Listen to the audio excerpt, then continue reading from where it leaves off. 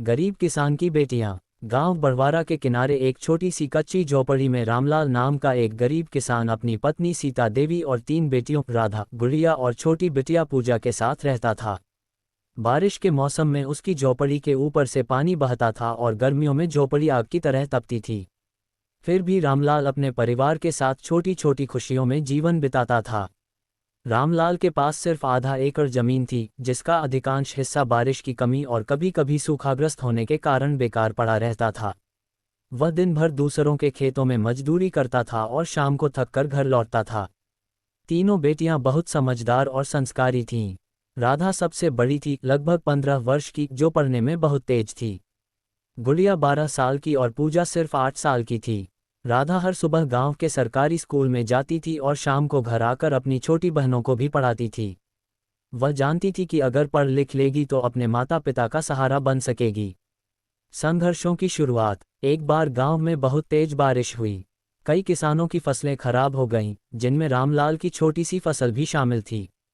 अगले दिन रामलाल खाली हाथ घर लौटा और बोला, इस बार तो कुछ भी नहीं बचा बेटा, अब पता नहीं घर में राशन कैसे आएगा।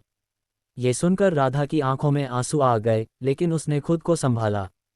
राधा ने माँ से पूछा, हम स्कूल से वापस आने के बाद कुछ और काम कर सकते हैं क्या? मैं सिलाई कढ़ाई सीख सकती हूँ और कुछ पैसे कमा सकती हूँ। सीता देवी ने बेटी के सिर पर हाथ फेरते हुए कहा, बेटा तू पढ़ाई पर ध्यान रख, भगवान कुछ न कुछ रास्ता निकालेंगे। लेकिन राधा ठान चुकी थी। उसने स्कूल से लौटने के बाद गांव की अम्मा से सिलाई सीखनी शुरू कर दी। कुछ ही महीनों में उसने इतनी कढ़ाई सीख ली कि गांव की औरतें उससे दुपट्टे और ब्लाउज सिलवाने लगीं। छोटी बहनों का सहयोग। गुड़िया रोज पास के जंगल से कुछ लकड़ियां बटोर कर लाती ताकि मां को रोज चूल्हा जलाने के लिए बाहर न जाना पड़े। पूजा, जो सबसे छोटी थी, घर में पानी भरने और छोटे मोटे कामों में मदद करती। तीनों बहनों ने अपने पापा का बोझ कम करने की ठानी। उनकी मासूम उम्र में इतना बड़ा दायित्व था, लेकिन वे खुश थीं कि घर चलाने में उनका हाथ है। शिक्षा का महत्व। एक दिन गांव के स्कूल में शहर से आए एक अधिकारी ने आनंद क्लब बनवाया। उसने बच्चों से उनके सपनों के बारे में पूछा। जब राधा से पूछा गया तो उसने कहा, मैं बड़ी होकर अध्यापिका बनना चाहती हूँ ताकि गांव की और बेटियां भी पढ़ लिख सकें। अधिकारी महोदय उसकी बात सुनकर बहुत प्रभावित हुए। उन्होंने प्रधानाचार्य से कहा कि ऐसी होनहार बेटियों की मदद की जाए। स्कूल ने राधा को छात्रवृत्ति दिलाने की कोशिश शुरू की। कुछ महीनों बाद सरकारी योजना से उसे छात्रवृत्ति मिल गई। इससे उसकी किताबों और कपड़ों का खर्च निकला। इधर रामलाल की तबीयत भी बिगड़ती जा रही थी और घर की आर्थिक स्थिति फिर से डगमगाए। अब सिलाई से जो थोड़े पैसे आते, उसी से घर चलता था। राधा देर रात तक चश्मे की महीन रोशनी में बैठकर कढ़ाई करती और अगली सुबह स्कूल जाती। उसकी आंखों में कभी थकावट दिखाई देती, लेकिन आत्मविश्वास कम नहीं होता। समाज का ताना। कुछ लोग गांव में कहते, किसान की बेटी पढ़ लिख कर क्या करेगी, जल्दी शादी कर दो। पर रामलाल कहता, मेरी बेटियां मेरी शान हैं, पढ़ेंगी और आगे बढ़ेंगी। साल बीतते गए। राधा ने 10वीं की परीक्षा प्रथम श्रेणी से पास की। स्कूल के शिक्षक ने कहा, तुम हमने गांव का नाम रोशन किया है बेटा, अब आगे भी इसी तरह पढ़ती रहना। राधा ने उसी लगन से पढ़ाई जारी रखी। एक बड़ा निर्णय। राधा की पढ़ाई के खर्च, घर की जरूरतें और पिता की दवाइयाँ सब मिलकर एक बड़ा बोझ बन चुके थे। फिर भी तीनों बहनों ने हिम्मत नहीं छोड़ी। राधा ने कई बार सोचा कि पढ़ाई छोड़कर शहर जाकर नौकरी करने लगे, पर उसकी माँ ने कहा, तू पढ़ बेटी, यही तेरी ताकत है। फिर एक दिन गांव के ही एक समाजसेवी ने राधा को बताया कि शहर में बालिका शिक्षा मिशन के तहत मेधावी छात्राओं के लिए मुफ्त हॉस्टल और कॉलेज की योजना है। उन्होंने राधा का फॉर्म भरवाया। कुछ हफ्तों बाद जब रिजल्ट आया तो राधा का चयन हो चुका था। अब वह शहर जाकर आगे की पढ़ाई कर सकती थी। रामलाल ये समाचार सुनकर रो पड़ा, भाग्यवान, अब हमारी बेटी डॉक्टर या टीचर बनकर लौटेगी।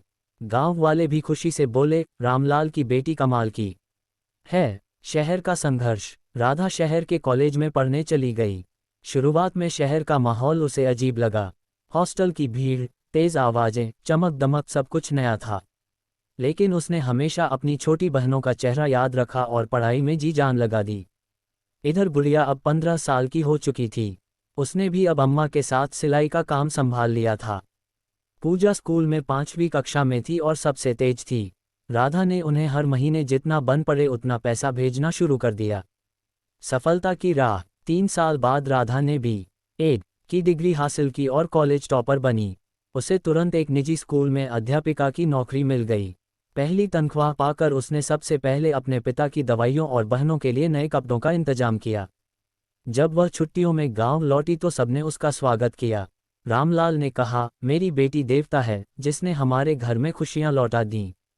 सीता देवी की आंखों में गर्व के आंसू थे।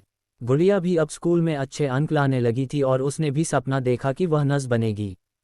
पूजा भी कहती, दीदी मैं भी बड़ी होकर कलेक्टर बनूंगी। राधा ने कहा, जरूर बनोगी, हम सब मिलकर सपनों को पूरा करेंगे। नया घर, नई उम्मीदें। राधा की नौकरी स्थिर होते ही उसने बैंक से थोड़ा लोन लेकर पक्का घर बनवाया। अब बारिश में छत से पानी नहीं टपकता था, अम्मा को लकड़ी जलाने की जगह गैस चूल्हा मिल चुका था और पिता की दवाएं समय पर मिलने लगीं। समय बीतता गया। गुड़िया ने नर्सिंग की ट्रेनिंग पास की और अस्पताल में नौकरी लग गई। पूजा भी पढ़ती चली गई और अंततः उसने यूपीएससी की परीक्षा पास कर ली। जब पूजा का चयन प्रशासनिक सेवा आईएएस में हुआ तो पूरा गांव झूम उठा। गांव में बदलाव। पूजा ने गांव की हालत देखकर फैसला किया कि वह गांव में स्कूल और अस्पताल की व्यवस्था सुधारेगी। उसने अपने अधिकारों का उपयोग कर गांव में एक प्राथमिक स्वास्थ्य केंद्र और एक पुस्तकालय खुलवाया। गांव की बहुत सी बच्चियां अब राधा और पूजा को देखकर सपने देखने लगीं। रामलाल अब वृद्ध हो चुका था, लेकिन आंखों में इतनी चमक थी कि मानो पूरी जिंदगी का सुख मिल गया हो। उसने कहा, मेरी बेटियां ही मेरी असली पूंजी निकलीं। जिसके घर बेटियां हों वह कभी गरीब नहीं होता। गरीब किसान की तीनों बेटियां अपने संघर्ष, मेहनत और निष्ठा के कारण न केवल अपने परिवार को गरीबी से निकाला बल्कि पूरे गांव की रोशनी बन गईं। कहानी इस बात का प्रमाण है कि बेटियां अगर शिक्षा और अवसर पाएं तो किसी भी स्थिति को बदल सकती हैं।